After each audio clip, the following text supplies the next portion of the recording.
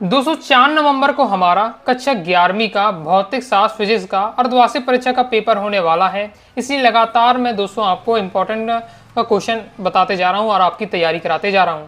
इससे पहले दोस्तों मैंने आपको top 50 plus important question answer बताए थे, 2 अंकी, 3 अंकी, 4 अंकी वाले क्वेश्चन बताए थे विद सॉल्यूशन के साथ। ओके, तो उस वीडियो को अगर नहीं देखा तो जाकर जरूर देखिएगा, क्योंकि उसमें मैंने आपको कंप्लीट इंपॉर्टेंट क्वेश्चन आंसर तैयार करा दिए हैं। केवल आपके ऑब्जेक्टिव क्वेश्चन आंसर रह जाते हैं, तो इस वीडियो में हम कवर करने वाले हैं। इस वीडियो में दोस्तों हम top 100 plus important objective question answer मैं आपको बताने वाला हूं, इसलिए वीडियो को ध्यान से अंदर देखिएगा। और इन 5-6 महीने में अगर आपने क्या है बिल्कुल भी तैयारी नहीं की थी और अब आपको अर्धवार्षिक परीक्षा में अच्छा स्कोर करना है, तो ये 2 वीडियो में जो मैं आपको क्वेश्चन बता रहा हूँ, एक तो आपका ये ऑब्जेक्टिव वाला और इससे पहले वाली जो इंपॉर्टेंट क्वेश्चन आंसर वाली वीडियो में, इन 2 वीडियो को आप अच्छे से तैयार कर लीजिएगा, तो आप दोस्तों अच्छा स्कोर करेंगे फिजिक्स के पेपर में। चलिए देख लेते हैं इंपॉर्टेंट ऑब्जेक्टिव क्वेश्चन आंसर। रहा नहीं जाता, तड़प ही ऐसी है ना। सबसे पहले आ जाता है बहुविकल्पी प्रश्न। प्रश्न तनाव का बीमीय सूत्र, तो प्रश्न तनाव का बीमीय सूत्र ये होता है, इसे तैयार कर लीजिएगा। ऑब्जेक्ट में बीमीय सूत्र आते रहते हैं, तो आपको जिन भी चीजों का आपको बीमीय सूत्र मिले, बल का हो गया, तो आपको तैयार करते जाना है। किसी गतिमान कण के लिए शून्य हो सकता है, तो किसी गतिमान कण के लिए विस्थापन शून्य हो सकता है। पृथ्वी के भूपृष्ठ पर अंश रेखाओं में संचित ऊर्जा होती है, स्थिर विद्युत ऊर्जा होती है। आगे देख लेते हैं, कौन से नियम से न्यूटन के अन्य 2 नियम निकाले जा सकते हैं। तो द्वितीय नियम से क्या है, अन्य 2 नियम यानी प्रथम और तृतीय नियम निकाल सकते हैं।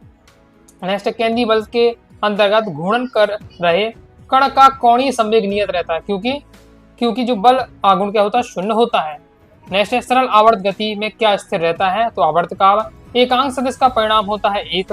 स्थिर समय वक्र का ढाल प्रदर्शित करता है, तो त्वरण को प्रदर्शित करता है। एक वस्तु को पृथ्वी तल से ऊपर ले जाने पर जो स्थितिज ऊर्जा है वो क्या बढ़ती है। नाव से किसी सवार का किनारे पर कूदते समय क्रिया बल लगता है, तो किस पर लगता है, नाव पर लगता है। आगे देख लेते हैं। देखिए, ये जो मेरे इंपॉर्टेंट वाले नोट्स हैं, इनमें प्रकार के क्वेश्चन कवर, मतलब हर अध्याय के क्वेश्चन कवर हैं। इन कुछ ऐसे अध्याय लास्ट के जो भी आपकी अर्धवार्षिक परीक्षा में नहीं आने हैं, तो उनके क्वेश्चन में क्या है छोड़ते जाऊंगा, तो आपको भी क्या है छोड़ देना है। जो मैं पढ़ते जाऊँ बताते जाऊँ, केवल उन्हीं को ही तैयार करना है। देखिए, इस तरह की पूर्ति देख लेते हैं। वेग परिवर्तन की दर को त्वरण कहते हैं। यदि किसी वस्तु का बल F लगाने पर उस वस्तु का वेग v हो जाता है, तो वह शक्ति, तो शक्ति यानी P बराबर होता है Fb। ओके, बल गुणे वेग। नेक्स्ट है, यदि किसी निकाय का बाह्य बल आघूर्ण शून्य हो, तब उसका कोणीय संवेग नियत होगा। फिर घड़ी की सेकंड की सुई का कोणीय वेग 10 रेडियन प्रति सेकंड होता है, तो ये आपको जरूर तैयार कर लीजिएगा, इंपॉर्टेंट रहने वाला है आपका। नेक्स्ट है, आवर्त काल के व्युत्क्रम को आवृत्ति कहते हैं। फिर नेक्स्ट है, किसी गतिमान वस्तु का किसी निश्चित क्षण पर वेग ताक्षणिक वेग कहलाता है। कार्य ऊर्जा प्रमेय के अनुसार किसी वस्तु पर किए गए कार्य उसकी गतिज ऊर्जा में वृद्धि के बराबर होता है। शक्ति का बीमीय सूत्र आपको तैयार कर लीजिएगा। सत्य सत्य देख लेते हैं। प्रक्षेप गति में त्वरण नियत रहता है, सत्य है।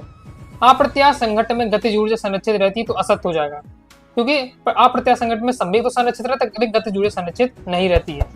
जैसे ध्वनि तरंगें निर्वात में गमन नहीं करती हैं, तो सत्य है। द्विपरमाणु गैस की स्वतंत्रता की कोटि 5 होती है, सत्य है। एक परमाणु गैस की अणुओं की स्वतंत्रता की कोटि 3 होती है, ये भी सत्य रहने वाला है। तो एक अणु की गैस के अणुओं की स्वतंत्र कोटि 3 और द्विपरमाणु गैस की स्वतंत्रता कोटि आपकी होती है 5। प्रक्षेप पथ के उच्चतम बिंदु पर पिंड का वेग 0 होता है। सद्रव के अंदर वायु के बुलबुले के अंदर अतिरिक्त दाब 4T/r होता है, तो ये हमारा क्या सत्य हो जाएगा। यंग मापांक केवल ठोस पदार्थ पे संभव है, सत्य है। भूमध्य रेखा से ध्रुवों की तरफ जाने पर स्मॉल g का मान बढ़ता है, ये सत्य हो जाएगा। आगे देख लेते हैं। जल, तो जल आपका द्रव्यमान त्वरण। स्थैतिक घर्षण गुणांक, तो ये आपका स्थैतिक घर्षण गुणांक हो जाएगा। आदर्श गैस समीकरण, तो यह रहता है आपका, बाकी इनको आपको छोड़ देना है। ठीक है, अभिकेंद्र त्वरण, तो आपका ही हो जाएगा। आवेग का मात्रक होता है न्यूटन सेकेंड। बल आघूर्ण, तो बल आघूर्ण आपका ये रहने वाला है। जड़त्व आघूर्ण, तो जड़त्व आघूर्ण आपका ये रहेगा mr²।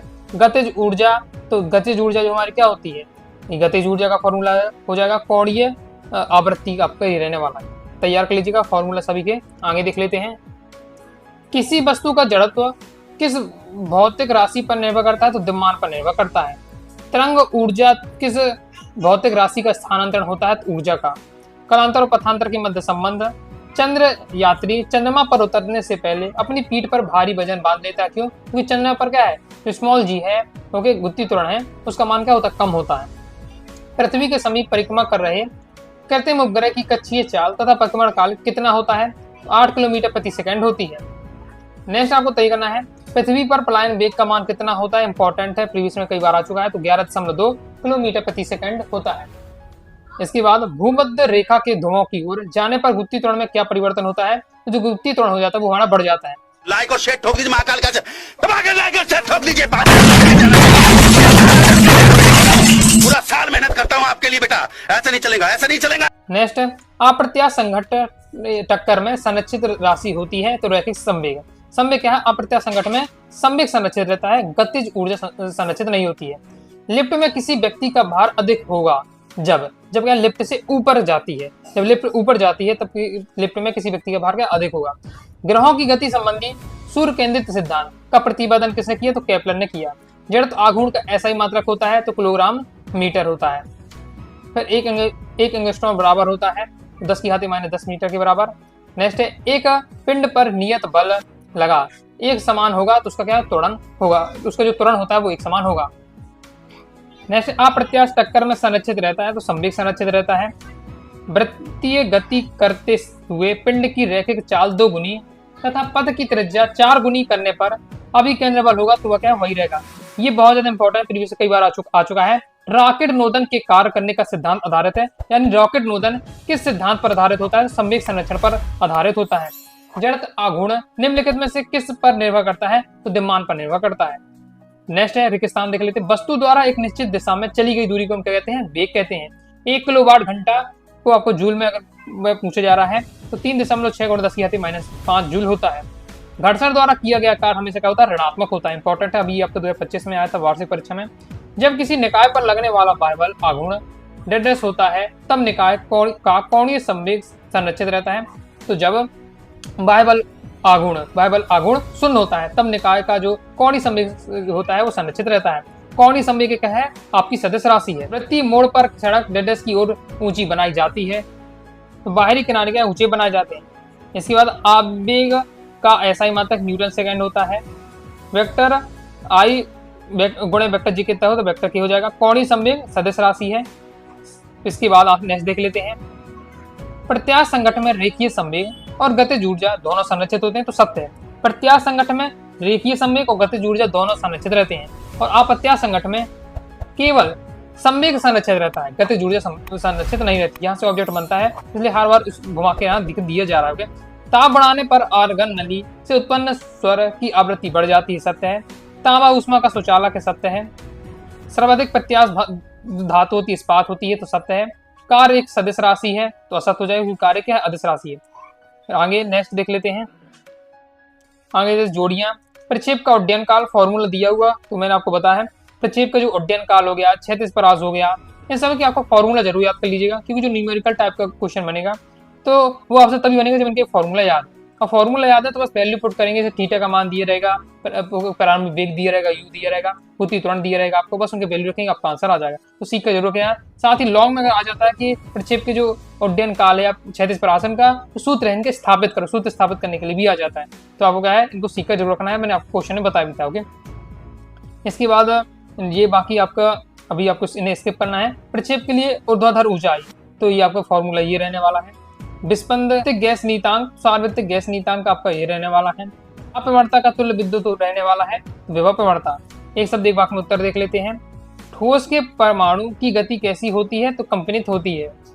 आगे देख लेते हैं। आगे बढ़ने से पहले बताना चाहूंगा, अगर आप क्या है प्रॉपर पीडीएफ मटेरियल प्राप्त करना चाहते हैं, तैयारी करना चाहते हैं, अभी अर्धवार्षिक परीक्षा के बाद मैंने आपकी जो फाइनल एग्जाम है उसकी तैयारी करना चाहते हैं, पीडीएफ मटेरियल प्राप्त करना चाहते हैं, ऑल चैप्टर नोट्स आप प्राप्त करना चाहते हैं तो आपको क्या करना है, प्ले स्टोर से अनुराग आसाटी क्लासेस का ऐप डाउनलोड कर लीजिएगा और वहां से दोस्तों आपको फिजिक्स का, केमिस्ट्री, जिस सब्जेक्ट की आप तैयारी करना चाहते हैं उसका कोर्स जरूर ज्वाइन कर लीजिएगा। उसमें आपको क्या है, कंप्लीट मटेरियल मिल जाएगा, वो पूरा पीडीएफ मटेरियल रहेगा तो आसानी से आप तैयारी कर सकते हैं। नेक्स्ट है, देख लेते हैं तरल के प्रवाह की दर मापने की युक्ति को क्या कहते हैं तो बैचुरीमीटर कहते हैं। गुत्ती त्वरण का मान कितना होता है 9.8। फिर पृथ्वी के केंद्र पर गुत्ती त्वरण का मान लिखना है तो 0 होता है। एसआई पद्धति में गुत्तीय नियतांक कैपिटल जी का मान कितना होता है तो 6.67 × 10⁻11 न्यूटन मीटर स्क्वायर प्रति किलोग्राम स्क्वायर। इसके बाद श्यान बल का सूत्र भी पढ़ के रखना है आपको। नेक्स्ट, पृथ्वी तल से ऊपर जाने पर गुरुत्वीय स्थिति ऊर्जा का मान कैसा होता है, तो बढ़ता जाता है। केपलर ने कौन से नियम दिए, तो केपलर ने ग्रहों की गति के 3 नियम दिए। प्रत्येक ग्रह सूर्य के चारों ओर कैसी कक्षा में चक्कर लगाता है, तो दीर्घवृत्तीय कक्षा में चक्कर लगाता है। इस प्रकार से हमने कवर किए क्लास 11 फिजिक्स के important objective question answer. Okay, इसके से पहले मैंने इंपॉर्टेंट क्वेश्चन आंसर आपको बता दिए, 2 अंकी, 3 अंकी, 4 अंकी वाले, ओके, विद सॉल्यूशन के साथ। तो उस वीडियो को भी देख लीजिएगा, क्वेश्चन आंसर आपकी कवर हो जाएंगे। जितने क्वेश्चन मैंने बताए हैं सब आपको तैयार करने का प्रयास करना है। अगर आप तैयार कर लेते हैं तो फिजिक्स के पेपर में अच्छा स्कोर करेंगे। तो ऐसे दोस्तों आपको वीडियो पसंद है, वीडियो पसंद है वीडियो लाइक करके सब्सक्राइब जरूर कर दीजिएगा। इसके साथ ही दोस्तों टेलीग्राम चैनल व्हाट्सएप चैनल को ज्वाइन कर लीजिएगा। डाउट आता है तो कमेंट बॉक्स में आप जरूर पूछिएगा। मिलते हैं नेक्स्ट वीडियो में, तब तक के लिए बाय बाय।